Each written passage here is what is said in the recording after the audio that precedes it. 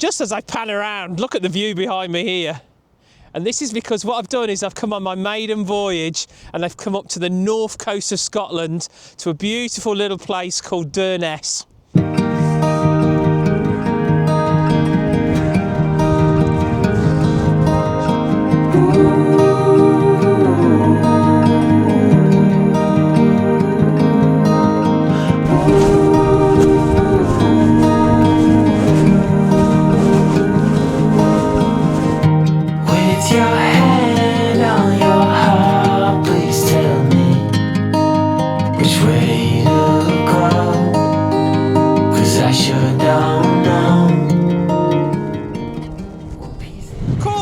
Today's incredible. I've come up to the viewpoint just at the top end of the campsite. It looks north, but you can see all the way across the north coast here. It's a great view, and we've got these lovely waves crashing in there. So what I've done is, as you can see, the sun is just, I mean, I'm still about an hour or two to sunset, but it's going to nip over the horizon here quite quickly. So I've got the last of the light where I'm standing. And so what I've done is I've gone on with a really long lens. I've gone with a 200mm lens and I've zoomed right into 200mm. And what I'm trying to do is I'm trying to shoot the waves as they come over. And because the wind is from this direction, what happens is as the waves crash over, it's blowing back onto itself. And I'm getting that lovely effect of like a double wave of coming over and then whisking back. So what I've done is there's a couple of rocks in the foreground here I've used just for focus really, but they're quite handy for foreground interest. And then what I'm going to do is I'm just waiting until the big swells come in, and then where I'm standing you get this lovely line. I'm almost parallel to the line of the waves because I'm out on a little bit of peninsula here. And that's just giving me this beautiful line of the waves, and then with these lovely winds blowing back off of the crest of the wave. It just looks amazing, and with a bit of light on it, yeah, it's really nice. It's a bit kind of macro-y stuff, macro landscape, but it works for me. Okay, I've taken about 1 million shots here, so I'm going to pick my best few, and if they work, here's the images. Romance, such a fine romance. Bit by bit, I am slowly waking. What's real to finally heal? How will I cope without your word? How will I cope without your heartbeat? How will I cope without your... Yeah, some of them were quite nice, weren't they? I'm delighted with some of those. Anyway, that's the light dropped over the horizon now, so we're not going to see that for a bit. Obviously, I'm facing north now, so we lose the light quite early.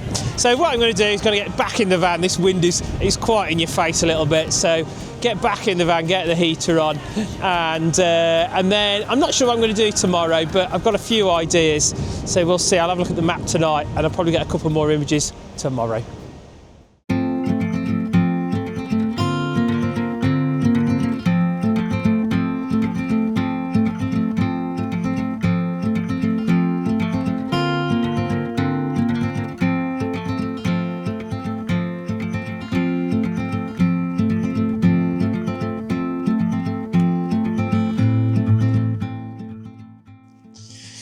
Yeah, okay, so I'm at the top end of Loch Stack, and here's my camera just sitting up, and I'm just looking at the bothy over here, which looks amazing. This mountain here is fantastic. It must be some kind of sedimentary deposit, and then it's had a little bit of compression because there's a big old anticline actually on the right-hand side here, which is a massive anticline. I mean, you can imagine the pressure to do that is incredible. And it just makes for a really nice photo. I've got that on the left-hand side, this beautiful mountain, and then this loch, the top end of Loch Stack disappearing off into the distance there. And I've got this, as we usually get with Sutherland, this big horizons, lots of sky, and because it's all overcast, it's giving me that real depth to it, so it looks really nice. I've got a 24-70 and I'm about 24mm here, so not super wide, and it's just a really great shot. I'm probably going to darken that sky, make it a little bit moody, because it just looks fantastic.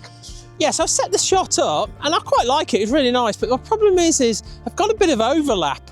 So the top of the ridge of the cottage of the little bothy is pretty much on the horizon, the near horizon of the bank, and it just looks a bit odd. And what I'm trying to do is I want some separation. In fact, I want some real height so that the ridge line is in the, you know, kind of reflects in the water a little bit, and therefore I've got some separation from that ridge line to the land behind.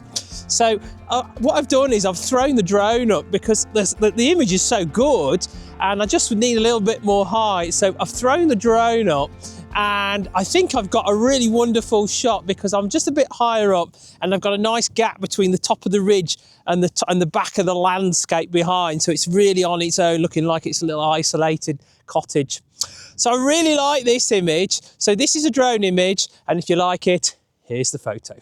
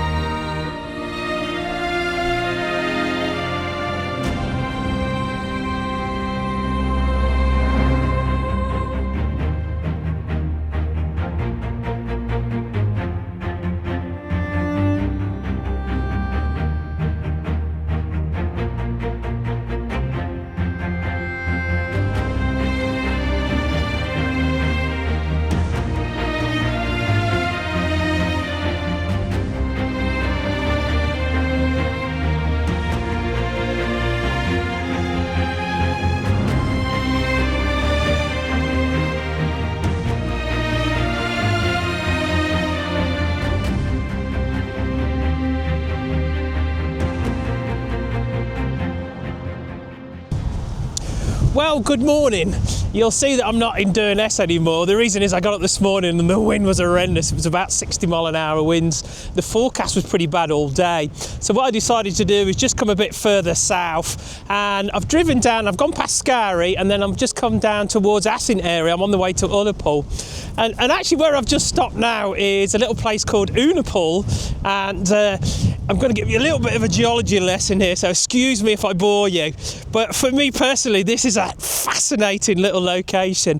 It's part of, they've got a Northwest Geopark which comes down, and you've got like all these different locations you can stop off, and then you can listen to a little podcast as you go, and it's really fascinating, it really is. And so if you've got time and you're heading down this way, definitely do that little sort of route and just stop off at the lay-bys, they're all marked.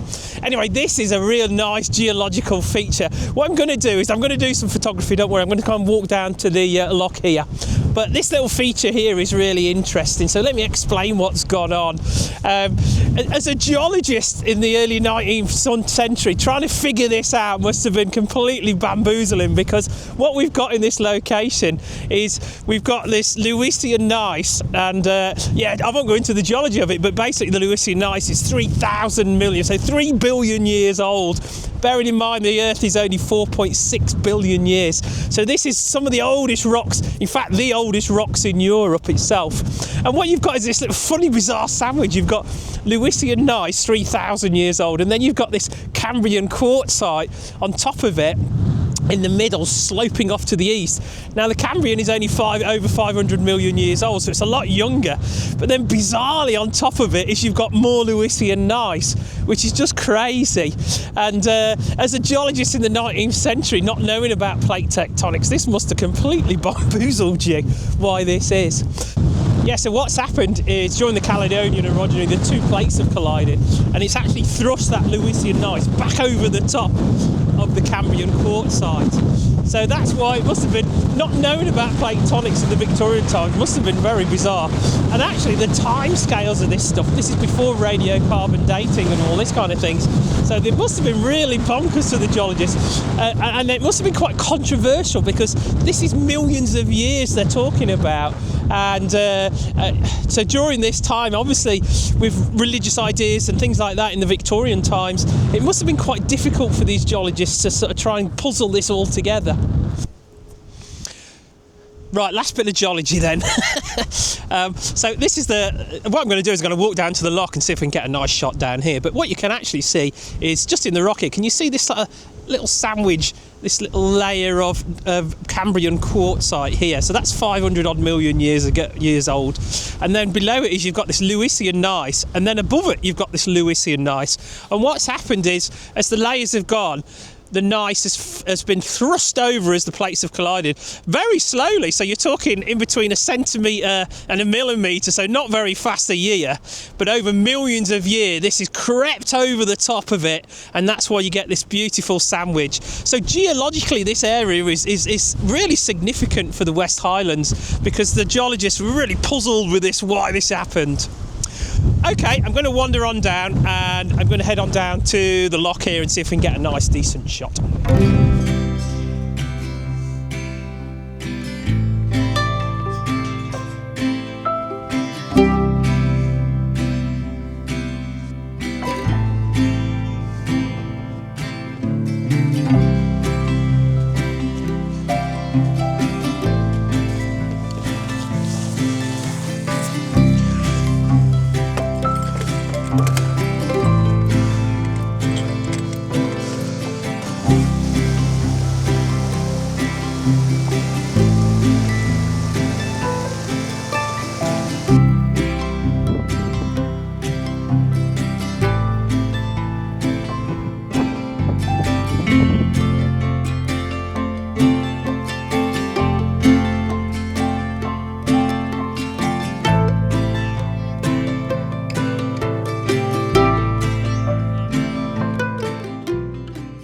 Okay, this location is a little bit off the beaten track really, so what you got to do is park at number 9 in the geopark just at Unupool, and then head on down towards Glencoe. There is a gate, and then go through the farm gate and then keep going down. There's a couple of other farm gates. You come to like a little cottage with an old gate. You've got to turn right there, and then you'll find a sty that gets you down to the loch. There is a little burn coming down, and as you can see there's a nice little drop here, so a little cascade. So I'm going to go and have a look at that and see if I can get a shot, and then possibly head over to the loch itself. The tide's going out, so I'm going to get a bit closer to the loch and see if I can get a decent composition over there.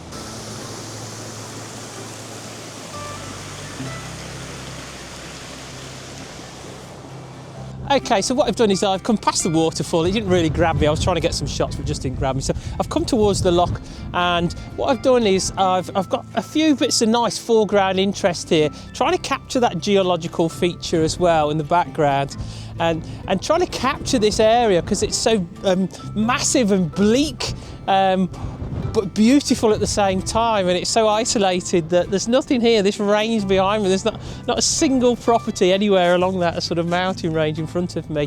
A few creels on the Loch Glencoe here, but it's nothing here. So I'm trying to capture that. So what I've actually done is I've come down and I found this beautiful rock. It's all about the rocks here, and I found this lovely formation of rocks which are sort of heading out. It's a quartzite here, so this is a Cambrian quartzite, and it's got that beautiful lichen on it, and the orientation of the jointing as well. It's kind of leading my eye to this geological feature, which is the sandwich. Now what I did at the start, I've gone into portrait orientation. Now what I did at the start is I thought I want to slow this down because I haven't used a slow filter for quite a while, so I put a 6 stopper on it. The wind is quite fast, but I'm in the sheltered area. But what's happening is the sky is moving so quickly, and I thought that'd be really effective to really slow it down and get this lovely softness in the sky, softness in the loch because the wind's up a bit, and then this harsh sort of mountains around me. But actually when I took the shot, I just lost the definition and the texture in the sky, and it's very moody, and also it's because it's so low cloud, it's giving me that depth to it.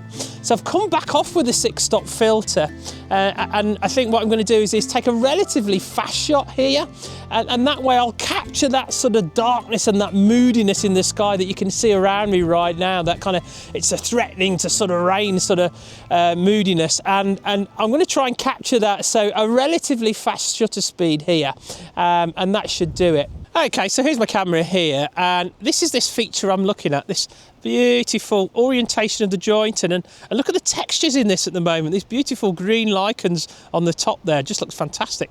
And that's going to lead your eye to this sandwich of geological formation here over the back, over the loch here.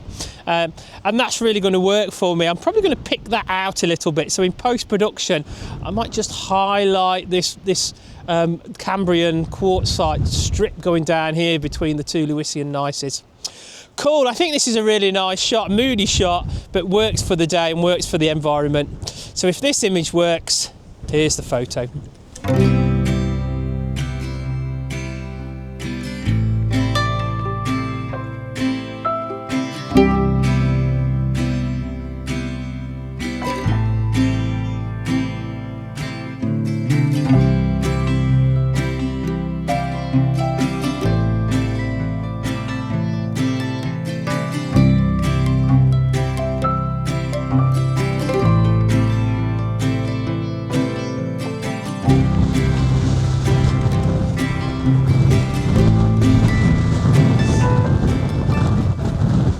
So I've driven down a bit further towards Ullapool. I've got to Loch Assynt. So Loch Assynt is behind me. I'm just at the top end of the loch, actually.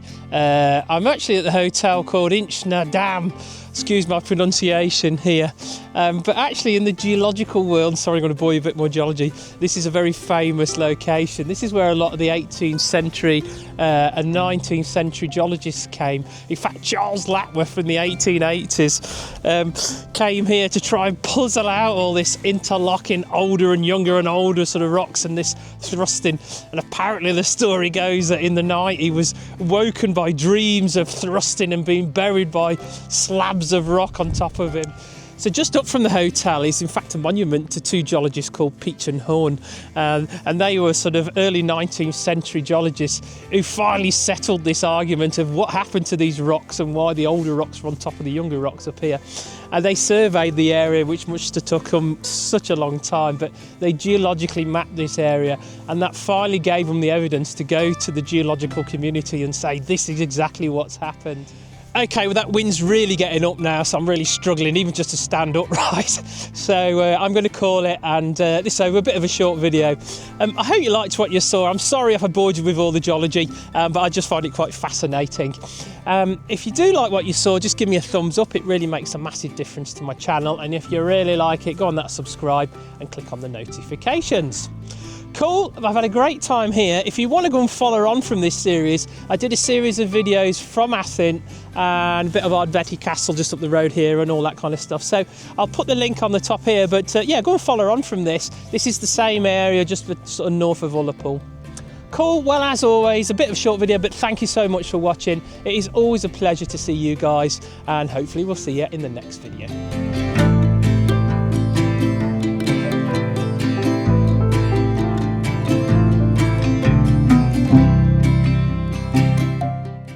And then it gets you down to the loch here. This is Loch.